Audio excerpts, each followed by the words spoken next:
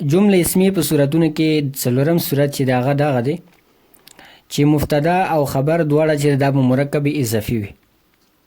یعنی یو ځل مضاف مضاف الیه چې دا به ملاو شي دینه به مبتدا جوړ شي، او بل مضاف مضاف الیه چې دا به مرکب اضافي یعنی مضاف مضاف الیه به ملاو شي، هغې نه به خبر جوړ شي. لکه دا مثال دی، اداء الزکات برکت المال، د زکات ادا کول دا برکت د مال دی. اوس دلته ګوره ادا چې دا مفرد منصرف صحیح دی او ضمیر لفظي سره چې دا مرفوع دی، مضاف دی، او الزکات دې دپاره چې دی مضاف الیه دی.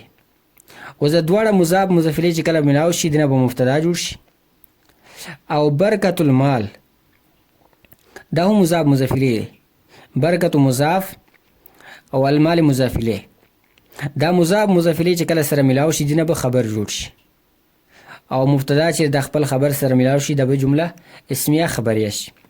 او همدارنګه هم دا مثال چې صلات اللیل بهاء النهار، دلته صلات چې دا مضاف دی، اللیل مضاف الیه دی، مضاف مضاف الیه چې کله سره ملاو شي دینه مبتدا جوړ شي. بهاء النهار، بها چې مضاف دی، النهار مضاف الیه دی، دا مضاف مضاف الیه چې ملاو شي دینه به دا خبر جوړ شي. او بیا دا مضاف دا مبتدا او دا خبر چې دا چې ملاو شي دینه به جمله اسمیه خبریه جوړ شي.